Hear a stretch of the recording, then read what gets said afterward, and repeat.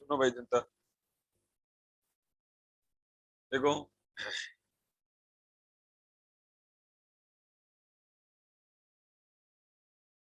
पहली बात तो हम एससी प्रीवियस बोलते हैं इसको, हम एससी फर्स्ट ईयर कभी नहीं बोलते। क्या बोलते हैं? हम एससी प्रीवियस बोलते हैं इसको। ठीक है। दूसरी बात, इसके अंदर क्या होंगे? देखो आपके 4 पेपर, कितने पेपर होंगे? 4 पेपर होंगे एनुअल एग्जाम में। ठीक है। सबसे पहला पेपर क्लासिकल मैकेनिक्स होता है। Classical mechanics. ठीक है। तो क्लासिकल मैकेनिक्स, और इसके अंदर लैग्रांजियन, हैमिल्टोनियन, कैनोनिकल ट्रांसफॉर्मेशन। ठीक है। और क्या आता है इसके अंदर? ये यूनिट आएंगे, मतलब एक क्लासिकल मैकेनिक्स से पेपर होता है, एक इलेक्ट्रोडायनेमिक्स होता है। एक इलेक्ट्रोडायनेमिक्स लिख लेना आप भी, ये इलेक्ट्रोडायनेमिक्स आता है 2 नंबर पे। एक क्वांटम मैकेनिक्स भी होता है।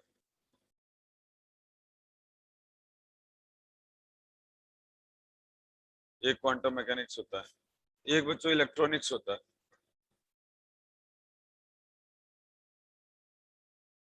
ये क्या होता है? इलेक्ट्रॉनिक्स होता है। समझ गए मेरी बात को? ठीक है। तो देखिए, इलेक्ट्रॉनिक्स के अंदर जो टॉपिक आते हैं, ठीक है, 3 यूनिट तो इलेक्ट्रॉनिक्स की आती है बच्चों इसके अंदर। 3 यूनिट इलेक्ट्रॉनिक्स की आती है,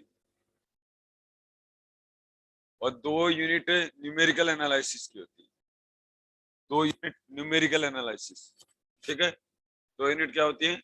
न्यूमेरिकल एनालिसिस, एनए लिखती है। क्वांटम मैकेनिक्स के अंदर 5 unit, 5 unit quantum mechanics. Electrodynamics की भी 5 यूनिट। ठीक है। क्लासिकल मैकेनिक्स की भी 5 यूनिट। इसके अंदर जो इम्पोर्टेंट जो टॉपिक आते हैं ना, वो आता है लैग्रांजियन है, लैग्रांजियन है, हैमिल्टोनियन है, हैमिल्टोनियन है, कैनोनिकल ट्रांसफॉर्मेशन है, कैनोनिकल ट्रांसफॉर्मेशन है, कैनोनिकल ट्रांसफॉर्मेशन है, और लप्लास ट्रांसफॉर्म है, and Fourier transform. Laplace transform है और फूरियर ट्रांसफॉर्म है। ये आपके पार्ट रहेंगे। ठीक है। इलेक्ट्रोडायनेमिक्स में तो 5 यूनिट है, मैग्नेटोस्टेट है, इलेक्ट्रोस्टेट है। ठीक है। मेथड ऑफ इमेज है, प्लाज्मा है, थोड़ा सा पार्ट। ठीक है। इस तरीके से क्वांटम मैकेनिक्स के में पोटेंशियल मैकेनिक्स है, पार्टिकल 1D 2D 3D है, हार्मोनिक ऑसिलेटर है, वेरिएशन प्रिंसिपल है। ठीक है। परटर्बेशन थ्योरी है, स्टार्क इफेक्ट है, और एक यूनिट है इसके अंदर आपका एटॉमिक एंड मॉलिक्यूलर की। ठीक है। Hydrogen atom. ठीक है। इलेक्ट्रॉनिक्स के अंदर जो मेन पार्ट है ये है ऑपरेशनल एम्पलीफायर है। ठीक है। और ऑपरेशनल एम्पलीफायर पर ऑसिलेटर है, ऑसिलेटर है, ऑपरेशनल एम्पलीफायर है, और इसके अंदर 2 यूनिट न्यूमेरिकल एनालिसिस की। समझ गए मेरी बात को? ठीक है। तो ये पार्ट आपको करना है। ठीक है। आज आपका स्टोर तो बना ही देंगे। ठीक है। आज आपका स्टोर बना देंगे, पढ़ लोगे मन लगा के? मन लगा के पढ़ोगे ना? ठीक है अंजू, मन लगा के ना? Yes sir. हाँ। अब देखो बच्चों, अब अपन है ना, देखो क्लास है अपनी एमएससी प्रीवियस। ठीक है। Classical mechanics. अब आपको ये पता ही है, मैं डिवाइड कर देता हूँ। 100 मार्क्स का ये आएगा पेपर। 100 marks, 100 marks. ठीक है। 100 मार्क्स और 100 मार्क्स। ठीक है। और प्लस 200 मार्क्स आपके प्रैक्टिकल्स के रहेंगे। ठीक है। टोटल आपके 600 मार्क्स का पेपर होगा। समझ में आई? अगली बात, आपको हमें प्रीवियस में फर्स्ट डिवीजन लानी ही चाहिए वैसे। ठीक है। फर्स्ट डिवीजन कंपलसरी होती है, लानी ही चाहिए, नहीं बहुत सारे आप एग्जाम नहीं दे पाओगे। समझ गए मेरी बात को? तो सबसे पहला अपन सब्जेक्ट शुरू करेंगे क्लासिकल मैकेनिक्स। कर दें शुरू? ठीक है। हेडिंग तो बच्चों क्लासिकल मैकेनिक्स।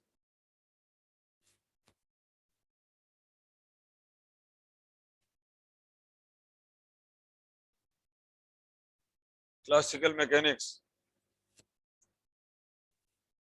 पहला सवाल लिखिए, एक्सप्लेन द मीनिंग ऑफ, पहला सवाल, explain the meaning of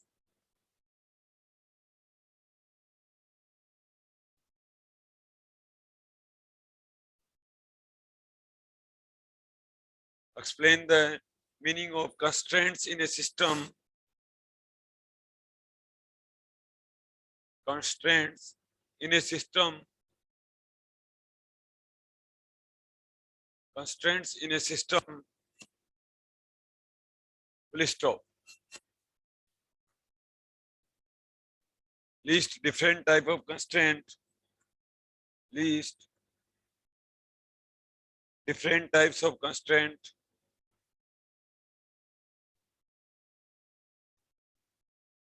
types of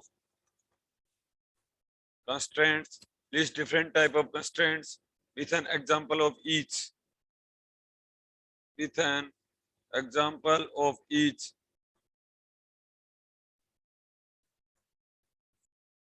With an example of each. पहला सवाल अपना ये है कि कंस्ट्रेंट्स क्या होते हैं। ठीक है, कंस्ट्रेंट्स का हिंदी में क्या मीनिंग होता है? प्रतिबंध। प्रतिबंध क्या होते हैं? ठीक है, कम से कम आप एक एग्जांपल दो और इनको एक्सप्लेन करो, मुद्दा यही है। ठीक है, तो उससे पहले एक इसके अंदर वो लिख लो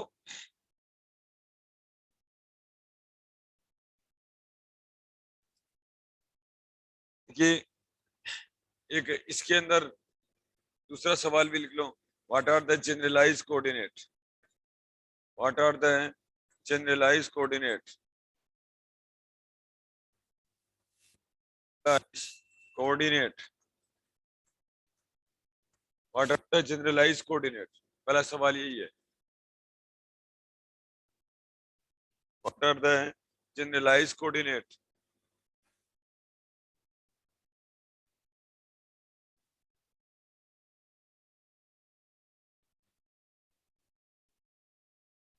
एक और लिख लीजिए तीसरा सवाल, define the degree of freedom, define the degree of freedom, degree of freedom, define the degree of freedom. ये बच्चों सवाल आता है, पहला सवाल यही आएगा। Explain the meaning of constraints in A system, what are the generalised coordinate और define the degree of freedom. Degree of freedom क्या होता है समझाइए। समझ गए मेरी बात को? ये अपना सवाल है। ठीक है, देखिए सिंपल सी बात अपन अगर करें, ठीक है, तो जनरलाइज्ड कोऑर्डिनेट क्या होता है? ठीक है, समझ में आ गया? जनरलाइज्ड कोऑर्डिनेट क्या होता है? किसी भी कोई भी सिस्टम है उसको समझाने के लिए, ठीक है, उसको समझाने के लिए पर्याप्त जो कोऑर्डिनेट हैं उनको अपन क्या कहते हैं? Independent coordinate. कौन से कोऑर्डिनेट? इंडिपेंडेंट कोऑर्डिनेट को अपन क्या कहते हैं? जनरलाइज्ड कोऑर्डिनेट कहते हैं। समझ में आ गया तुम्हें? इंडिपेंडेंट कोऑर्डिनेट को क्या कहते हैं? कोऑर्डिनेट सारे इंडिपेंडेंट होने चाहिए, बस इतना ध्यान रखना, मतलब फ्री फ्री कोऑर्डिनेट होने चाहिए, किसी के ऊपर डिपेंडेंसी नहीं आनी चाहिए। समझ में आ गया? वो क्या कहता है? जनरलाइज कोऑर्डिनेट कहता है। समझ में आ गया? चलो ठीक है, अपन एक एग्जांपल से समझ लेते हैं। देखो बच्चों, एक एग्जांपल जैसे समझ जाओगे बस। देखो, आपने सिंपल पेंडुलम बहुत बार देखा है, आपने सिंपल पेंडुलम देखा है ना? एक m मास का पार्टिकल होता है और ये एंगल थीटा होता है, ठीक है, ठीक है, और ये l, ये l होता है, ठीक है। अब देखो इसके अंदर जो कोऑर्डिनेट है ना वो क्या है? l, l है। एक तो पेंडुलम की जो लंबाई है वो l है, लेंथ l है, और एक कोऑर्डिनेट थीटा है। अब बताइए l वेरी कर रहा है, थीटा वेरी कर रहा है? वेरी कौन कर रहा है? l वेरी कर रहा है, कर गया। थीटा वेरी कर रहा है। अब देखो पेंडुलम ऐसे ही लेगा, ऐसे ही लेगा, ठीक है, ऐसे थोड़ा ना आगे बढ़ रहा है, ऐसे नहीं बढ़ रहा, इसका मतलब थीटा वेरी कर रहा है, ठीक है। तो इनिशियली इसके पास में कितने कोऑर्डिनेट है? दो कोऑर्डिनेट है। इनिशियली कितने कोऑर्डिनेट है? इनिशियली टू कोऑर्डिनेट है, इनिशियली टू कोऑर्डिनेट है। एक कोऑर्डिनेट आर है, एक कितना है? थीटा है, पहली बात, ठीक है। लेकिन एल जो है, लंबाई जो है, अगर यहाँ पर स्प्रिंग लगा हुआ होता ना तो ऐसे ऐसे ऐसे ऐसे क्या करता, ऑसिलेट करता, तब तो कह सकते थे अपन ये वेरी कर रहा है। लेकिन ये वेरी नहीं कर रहा, ये क्या नहीं कर रहा है, वेरी नहीं कर रहा है। ठीक है, इसका मतलब क्या हुआ, इसका मतलब ये हो गया। अब देखो, अब लेकिन इनिशियल टू कोऑर्डिनेट है आर एंड थीटा, ठीक है, और इसके अंदर वेरी कौन कर रहा है, ओनली थीटा का। ठीक है, वेरी कौन कर रहा है बच्चों, वेरिंग कोऑर्डिनेट। ठीक है, जो कोऑर्डिनेट वेरी कर रहा है वो कोऑर्डिनेट कौन सा है, इसके अंदर थीटा है। ठीक है, इसलिए दोनों कोऑर्डिनेट को जनरलाइज कोऑर्डिनेट नहीं बोला जाएगा। ठीक है, जो कोऑर्डिनेट वेरी करता है ना, जो कोऑर्डिनेट क्या करता है, वेरी करता है, बदलता है बार बार, उसको क्या बोला जाता है, जनरलाइज कोऑर्डिनेट बोला जाता है। ठीक है, क्या बोला जाता है, जनरलाइज कोऑर्डिनेट बोला जाता है। समझ गए मेरी बात को। ठीक है, बात इतनी है। अब बताओ कि कोई भी सिस्टम के अंदर आप देखो, अगर आपको वन लाइन कंक्लूजन कभी भी समझना हो ना, तो आप ऐसे समझ जाना कि कौन सा कोऑर्डिनेट वेरी कर रहा है, मतलब चल रहा है। ठीक है, समझ रहे हैं मेरी बात को। तो उस कोऑर्डिनेट को अपन क्या कहते हैं, जनरलाइज कोऑर्डिनेट कहते हैं। ठीक है, पर कहने का मतलब ये हुआ, दूसरा मीनिंग बताऊं आपको, दूसरा मीनिंग है कि इस पूरे सिंपल पेंडुलम को समझाने के लिए, ठीक है, जिस कोऑर्डिनेट की जरूरत है वो थीटा है। जिस कोऑर्डिनेट की जरूरत है वो कौन सा कोऑर्डिनेट है, थीटा कोऑर्डिनेट है। समझ गए इतनी बात। ठीक है, इसलिए इसके अंदर जनरलाइज कोऑर्डिनेट क्या हो जाएगा, ओनली थीटा हो जाएगा। ओनली क्या हो जाएगा, थीटा हो जाएगा। समझ में आ गए, बस यही होता है जनरलाइज कोऑर्डिनेट। समझ में आ गए। अच्छा चलो ठीक है, और एग्जांपल कर लो। देखो और एग्जांपल करते हैं। एक एग्जांपल ये भी है। ठीक है, मतलब जनरलाइज कोऑर्डिनेट शब्द क्या होता है। ठीक है, जैसे सपोज करो एक कोई एम मास का पार्टिकल ले लेता हूं जो कि फ्री पार्टिकल है। कितना पार्टिकल है, फ्री पार्टिकल है, और वो भी किसमें है, फ्री पार्टिकल इन स्पेस है। स्पेस के अंदर क्या है, फ्रीली मूव कर रहा है। स्पेस के अंदर क्या कर रहा है, फ्रीली मूव कर रहा है। अब बताओ कितने कोऑर्डिनेट की जरूरत है, अरे कितने कोऑर्डिनेट की जरूरत है स्पेस के अंदर, तीन कोऑर्डिनेट की जरूरत है ना। ठीक है, तो ये कोऑर्डिनेट, तीनों कोऑर्डिनेट क्या कहलाएंगे, इसके जनरलाइज कोऑर्डिनेट कहलाएंगे। ये क्या कहलाएंगे, जनरलाइज कोऑर्डिनेट। तो यहाँ पर जनरलाइज कोऑर्डिनेट को क्या बोलेंगे, जनरलाइज कोऑर्डिनेट एक अक्ष है, एक वाई है, और एक क्या बोलोगे, जेड बोलोगे। समझ में आ गया। यहाँ पर अगर कोई पूछे कि जनरलाइज कोऑर्डिनेट क्या क्या है, तो आप क्या बोलोगे, अक्ष है, वाई है, और कितना है, जेड है। तो इसको क्या बोला जाएगा, जनरलाइज कोऑर्डिनेट बोला जाएगा। और देखो एक चीज है ना, यहीं से समझ लेना, total number of generalize coordinate, total number of generalize coordinate, total जो नंबर ऑफ जनरलाइज कोऑर्डिनेट है ना, उनको बच्चों डिग्री ऑफ फ्रीडम बोला जाता है। उनको क्या बोला जाता है, डिग्री ऑफ फ्रीडम बोला जाता है, स्वतंत्रता की कोटि।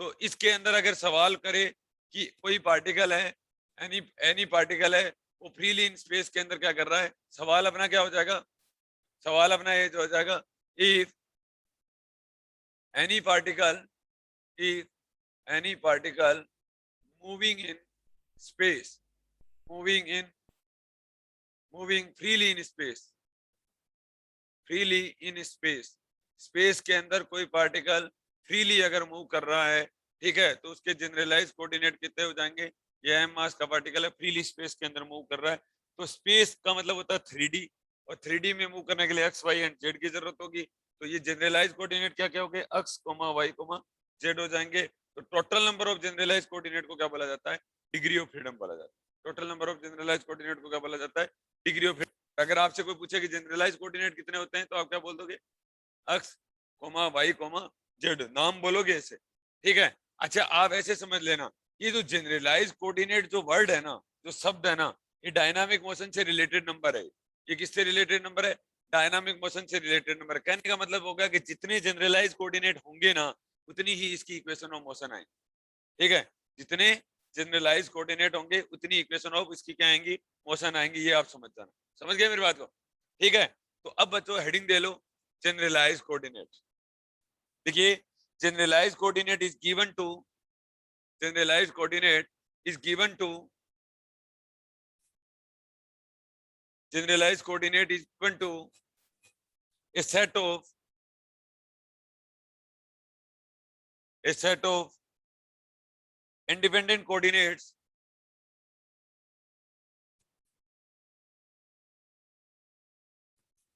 देखिए, generalized coordinate is given to a set of independent coordinates coordinate sufficient to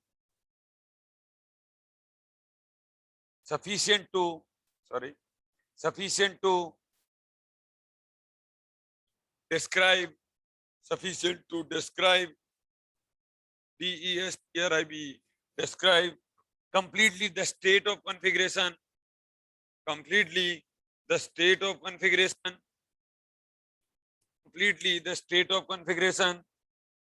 of a dynamical system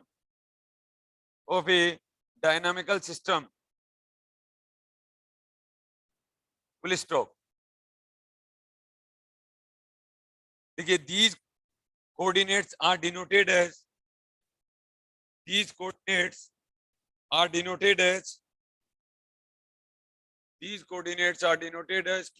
q2 q3 qn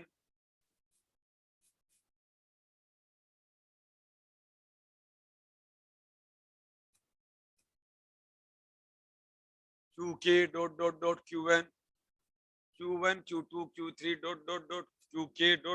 qn full stop. अब बच्चों देखिए वेयर n, ये वाला n, where n is the total number of generalized coordinates, where n is the total number of generalized coordinate.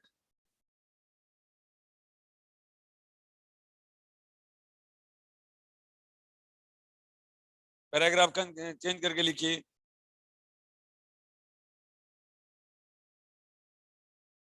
Paragraph change करके लिखिए बच्चों. These are the minimum number of coordinates. These are the minimum number of coordinates. These are the minimum number of coordinates and needed to NEED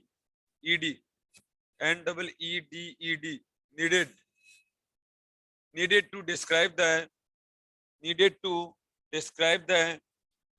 motion of the system. Describe the motion of the system.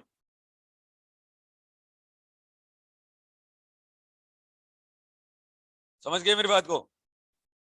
कहने का मतलब ये हो गया कि complete motion को समझाने के लिए जितने कोऑर्डिनेट की अपने को जरूरत होती है उसको अपन क्या कहते हैं?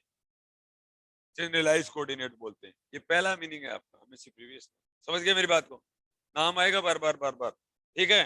तो देखो बच्चों ये एग्जांपल लिख लो आप.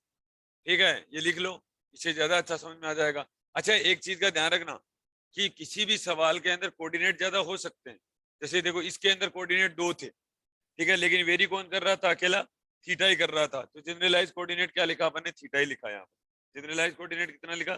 थीटा ही लिखा. जबकि इनिशियली कोऑर्डिनेट कितने थे?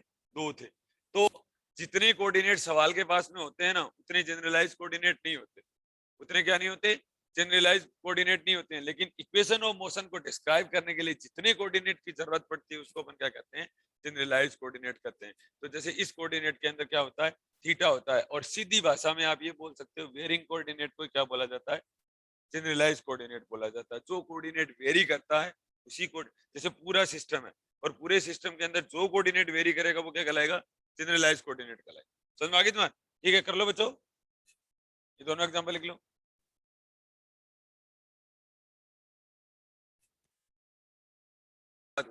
देखो बच्चों, अब क्या बात समझे तुम? जनरलाइज कोऑर्डिनेट अगर आपको सिंपल भाषा में कभी भी बोल देना तो ऐसे कहते हैं सर वेरिंग कोऑर्डिनेट होता है.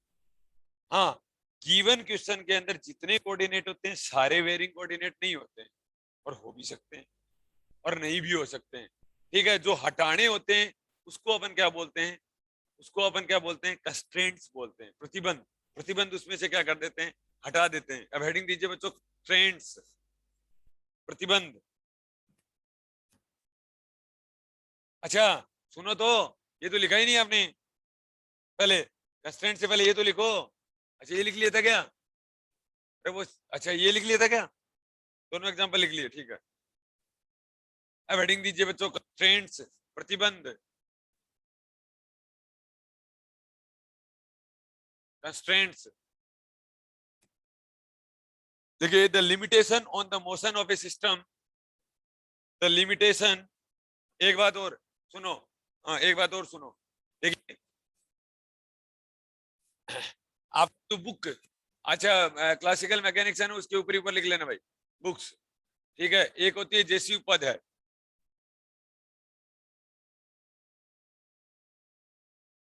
जेसी उपाध्याय, ये बुक आपको मैं क्या नाम है रेफर कर रहा हूं, आप ला सकते हो। समझ में आ गया एक बात? ठीक है, जेसी उपाध्याय अच्छी बुक है, यहाँ के लिए सफिशिएंट बुक है वैसे तो ये। ठीक है, जेसी उपाध्याय में से ही पेपर आता है पूरा का पूरा। ठीक है, 3 यूनिट आपकी यहाँ मिलेंगी। ठीक है, कौन कौन सी यूनिट? फर्स्ट, सेकेंड और थर्ड यूनिट इसमें से मिलेंगी, और अगली 2 यूनिट है इसकी। ठीक है, वो किसकी है? लाप्लास एंड फूरियर की है क्या? अच्छा, न्यूमेरिकल एनालिसिस इसमें आता है सर। ठीक है, एनए इसमें आता है। ठीक है, एनए न्यूमेरिकल एनालिसिस की 2 यूनिट आती है इसके अंदर। ठीक है, कहते हैं लाप्लास फूरियर की आती है, लाप्लास फूरियर की आती है, Laplace transform and Fourier transform. ठीक है, इसकी अलग से बुक आती है। ठीक है, 2 यूनिट एक बुक में मिलेंगी, 3 यूनिट एक बुक में मिलेंगी। ठीक है, न्यूमेरिकल एनालिसिस की बुक तो आपके बीएससी फाइनल में भी चलती थी। ठीक है, ट्रेपेजोइडल सिम्पसन 1/3। ठीक है, ट्रेपेजो सिम्पसन 1/3 3/8 रूल। ठीक है, और रंगाकुटा मेथड। ठीक है, हाँ वही वाली है ये चीजें। ठीक है, समझ गए मेरी बात को? कौन सी वाली चीजें? वही वाली चीजें सारी के साथ। ठीक है, लिखिए बच्चों, the limitation on the motion of a system, constraint लिखिए, the limitations on the motion of a system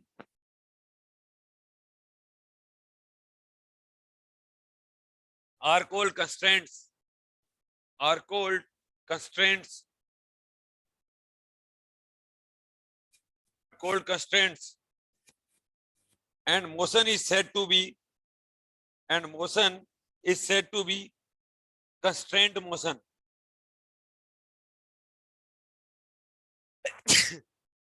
And motion is said to be constraint motion.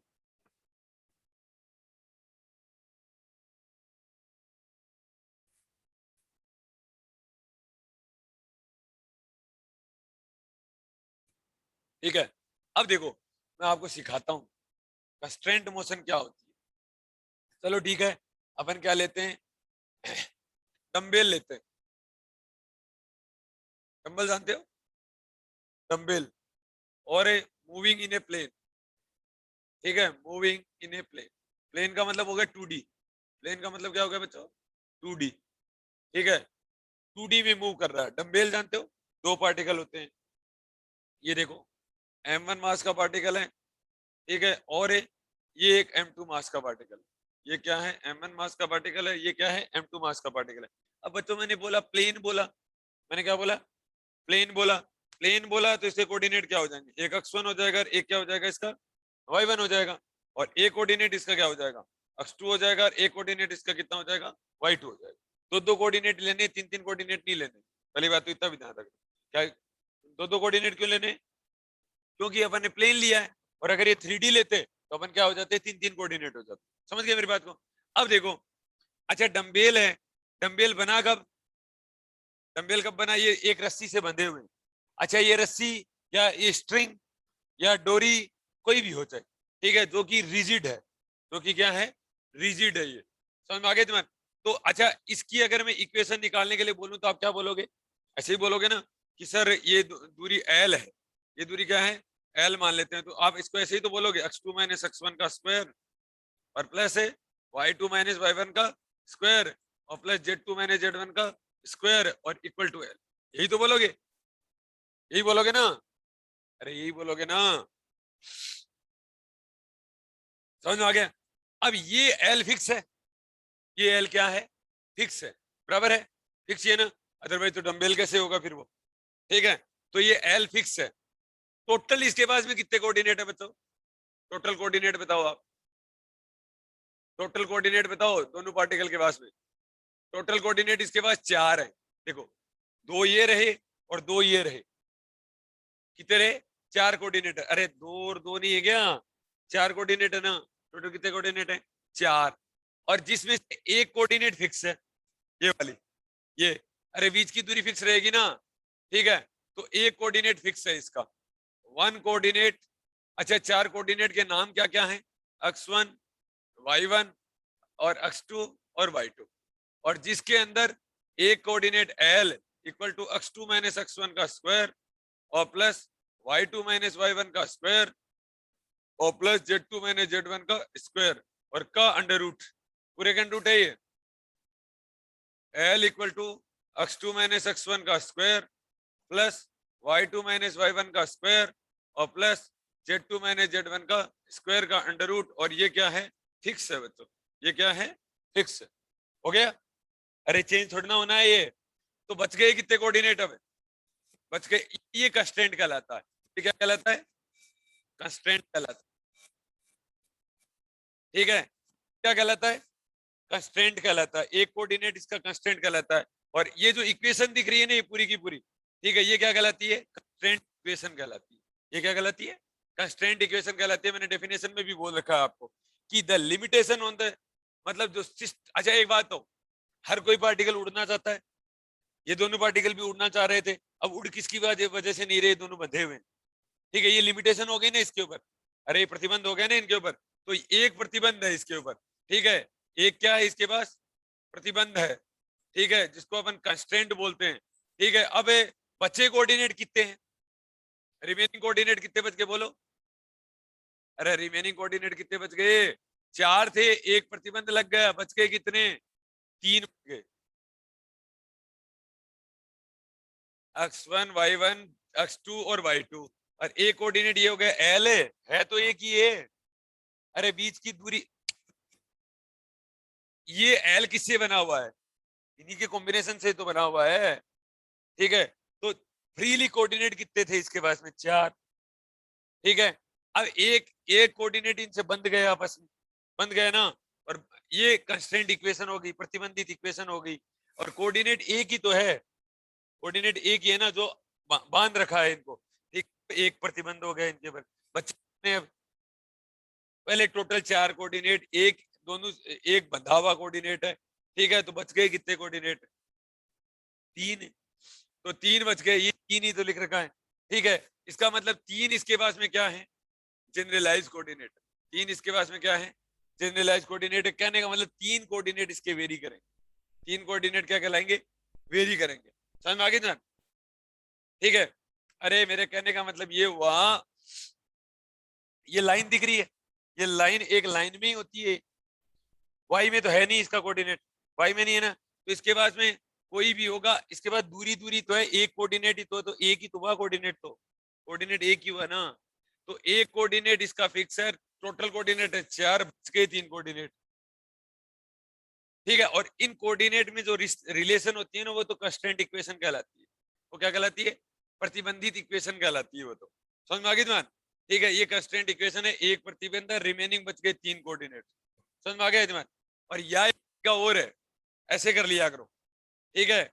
एक सीधा तरीका भी होता है कि 2n माइनस के कर लिया करो, कितना कर लिया करो, 2n minus k, n total number of particles होता है, एन क्या होता है, टोटल नंबर ऑफ पार्टिकल्स होता है, टोटल नंबर ऑफ पार्टिकल्स बताओ कितने हैं, और के होता है प्रतिबंध, कंस्ट्रेंट,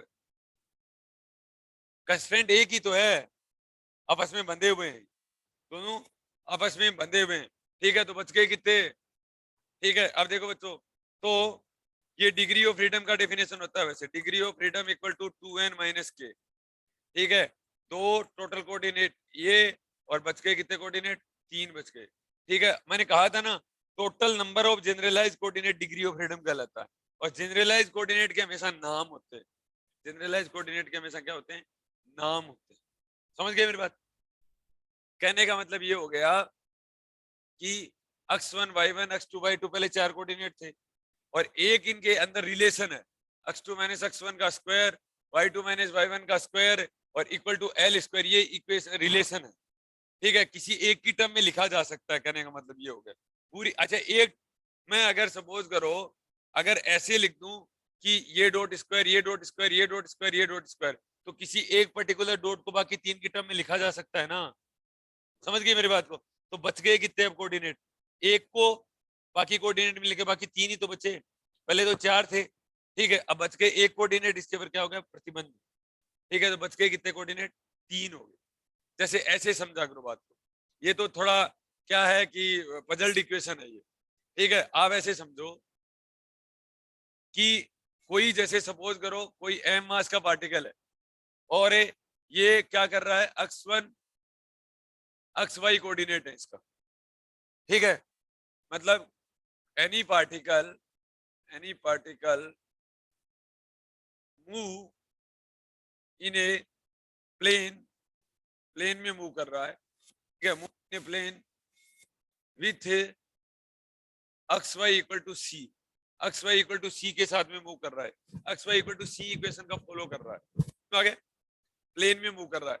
अगर मुझे कोई काइनेटिक एनर्जी लिखने के लिए बोलेगा तो मैं ऐसे लिखूंगा हाफ एम, और ये लिख दूंगा अक्स डॉट स्क्वायर और प्लस कितना लिख दूंगा, वाई डॉट स्क्वायर लिख दूंगा। अब मेरे को इक्वेशन दे रखी है, मेरे को क्या दे रखी है, इक्वेशन दे रखी है।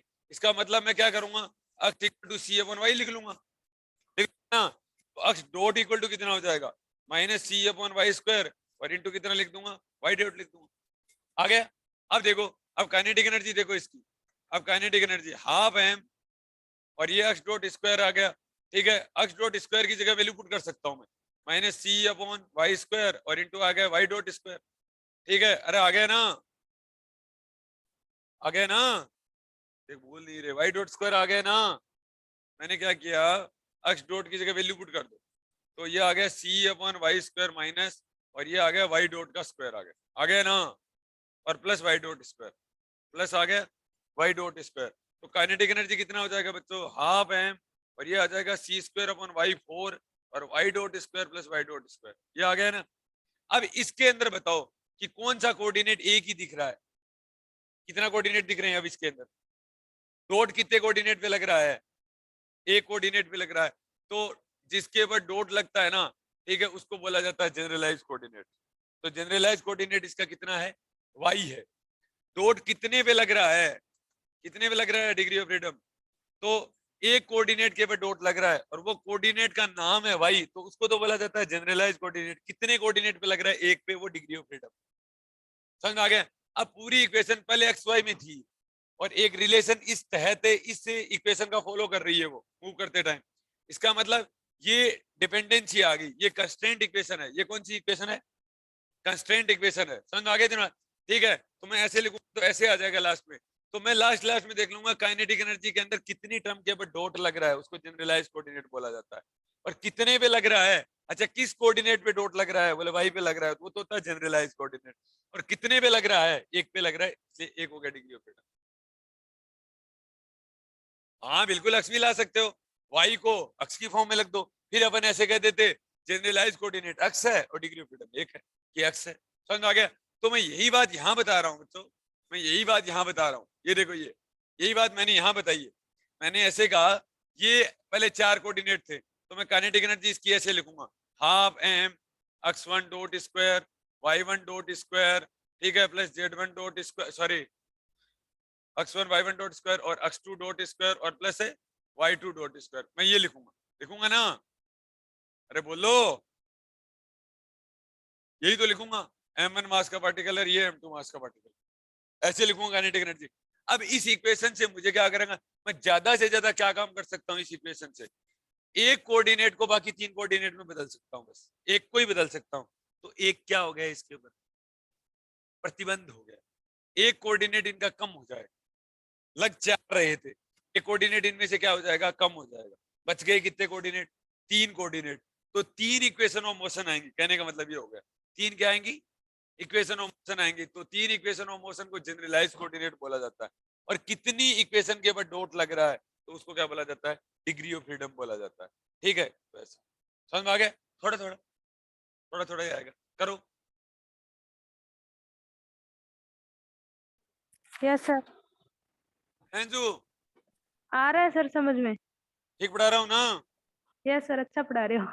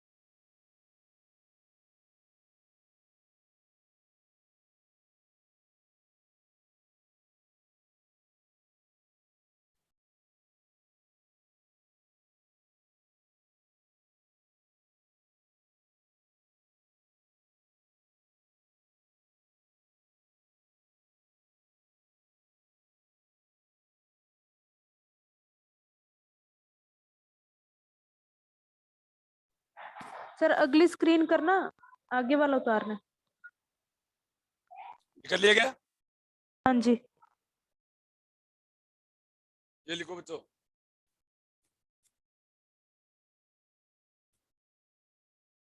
इनको समझने में घर पे थोड़ा जोर लगा ना, तो कोई प्रॉब्लम आए तो मेरे को दोबारा पूछ लेना, ठीक है ना?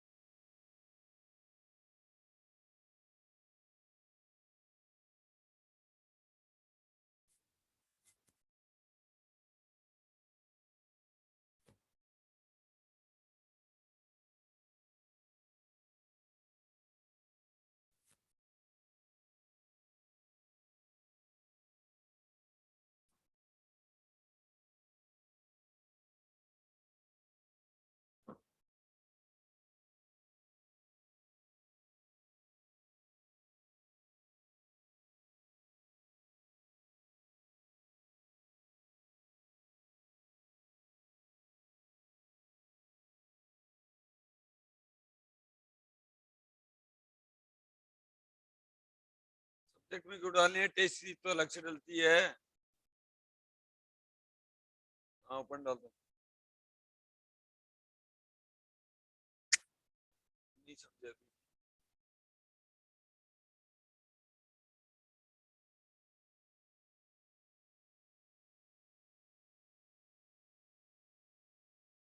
अक्स डॉट है ना, काइनेटिक एनर्जी है, ये वेलोसिटी है। अक्स डॉट के ऊपर डॉट लग जाने का मतलब वेलोसिटी होता है, ठीक है? वेलोसिटी का स्क्वायर करेंगे तो क्या हो जाएगा? हाफ एम वी स्क्वायर, तो उसको काइनेटिक एनर्जी बोला जाता है। तो ये काइनेटिक एनर्जी है। देखो इक्वेशन ऑफ मोशन जो लिखी जाती है ना, काइनेटिक एनर्जी की टर्म में कितनी जगह डॉट लग रहा है, ठीक है, वो कहलाते हैं जनरलाइज्ड कोऑर्डिनेट। समझ आ गई तुम्हारे? तो ये काइनेटिक एनर्जी लिखा हुआ है ना, वो काइनेटिक एनर्जी है, गतिज ऊर्जा है वो। समझ आ गई तुम्हारे? समझ आए? ये क्या है?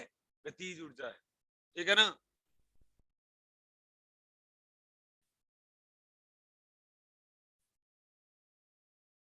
हेडिंग दो, डिग्रीज ऑफ फ्रीडम। ये काइनेटिक एनर्जी है। देखो तो ये काइनेटिक एनर्जी है।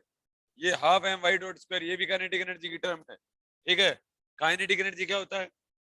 मोशन से, ठीक है? काइनेटिक एनर्जी जो डिफाइन की जाती है ना, वो वेलोसिटी के बेस के ऊपर की जाती है। किसके बेस के ऊपर की जाती है? वेलोसिटी के बेस के ऊपर की जाती है। मोशन से रिलेटेड नंबर है, गति से संबंधित नंबर है ये, ठीक है? जबकि पोटेंशियल एनर्जी होती है ना, वो कॉन्फ़िगरेशन से सिस्टम आधारित नंबर होता है। अभिविन्यास, ओरिएंटेशन, ओरिएंटेशन पर बेस्ड ये नंबर होता है। समझ आ गया? थोड़ा थोड़ा समझ में आ गया? ऐसे देखो बच्चों, लिखिए। हाँ बच्चों, डिग्रीज ऑफ फ्रीडम हेडिंग दीजिए, degrees of freedom.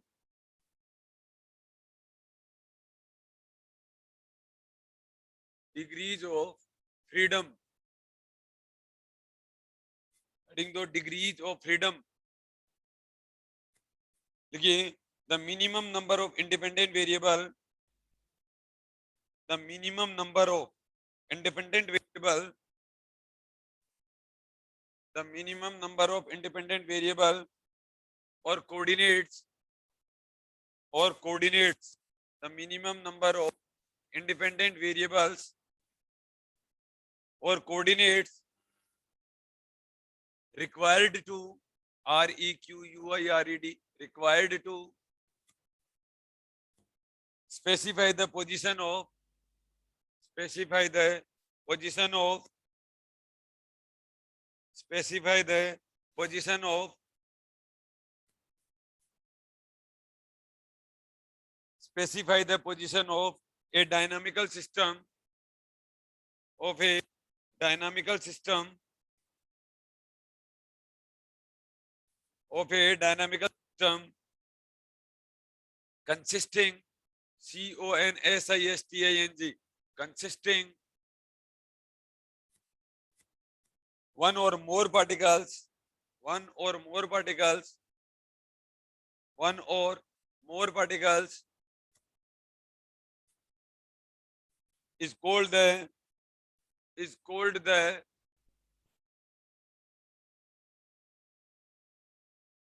degree of freedom of the system, is called the degree of freedom of the system. Hindi में क्या बोलते हैं इसको? हाँ, स्वतंत्रता की कोटि, degrees of freedom of system, full stop. Paragraph change करके भी लिखिए बच्चों, hence the degrees of freedom, hence the degrees of freedom, hence the degrees of freedom of a dynamical system, of a dynamical system is defined as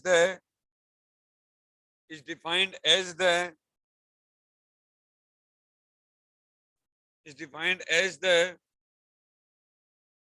minimum number of independent coordinates, minimum number of independent coordinates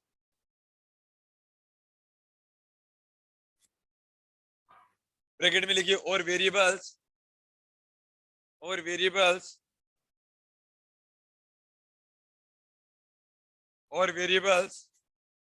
bracket बंद, required to specify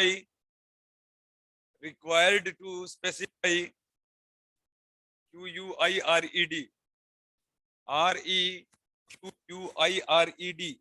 required to specify the system compatible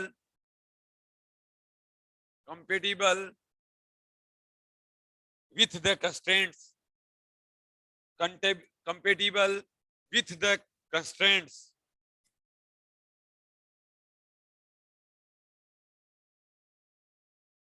समझ गए? देखो बच्चों, ठीक है,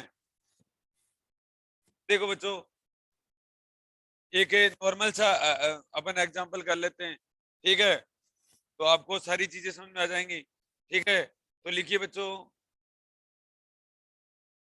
5 particles moving freely in a plane, example लिखिए, 5 particles moving freely in a plane, 5 particles moving freely in a plane,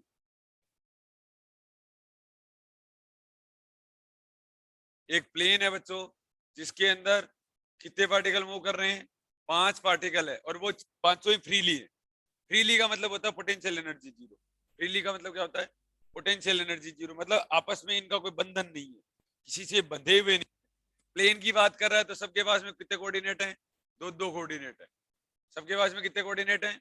2 coordinate है। अक्ष 4 y4, ठीक है, अक्ष 5 y5, ठीक है, और अक्ष 6 और z6, सॉरी अक्ष 3 और y3, और अक्ष 4 अक्ष 5 y5। तो टोटल कोऑर्डिनेट कितने हैं ये? अरे टोटल कोऑर्डिनेट कितने हैं बच्चों? अरे बोलो, 10 है ना, ठीक है। टोटल कोऑर्डिनेट कितने होते हैं? 10 होते हैं, ठीक है। और डिग्री ऑफ फ्रीडम क्या होता है बच्चों? डिग्री ऑफ फ्रीडम होता है, देखो 2D की बात कर रहा है इसलिए 2n - k, ठीक है। अब यहाँ पर कोई बंधन तो है ही नहीं, और बंधन नहीं है तो k का वैल्यू कितना है? 0 है। बंधन नहीं है तो k का वैल्यू कितना है? 0 है, ठीक है। k का वैल्यू 0 है तो 2 पार्टिकल कितने हैं? 5, और -0 = कितना हो गया? 10, ठीक है। 10 और 10, टोटल कोऑर्डिनेट भी 10 है, और ये जनरलाइज कोऑर्डिनेट भी कितने हैं? सॉरी, डिग्री ऑफ फ्रीडम कितने हैं? 10। और अब आपको कोई ऐसे बोले कि जनरलाइज कोऑर्डिनेट क्या क्या है, देखो क्या क्या है और कितने हैं में अंतर होता है। क्या क्या है? x1 y1 x2 y2 x3 y3 x4 y4 x5 y5, ये तो जनरलाइज कोऑर्डिनेट है। कितने हैं? 10 हैं, और उसी को डिग्री ऑफ फ्रीडम बोला जाता है, ठीक है। तो इसीलिए बोला था generalize coordinate equal to total number of degree, sorry generalize coordinate, degree of freedom equal to total number of generalize coordinate. लिख लो बच्चों।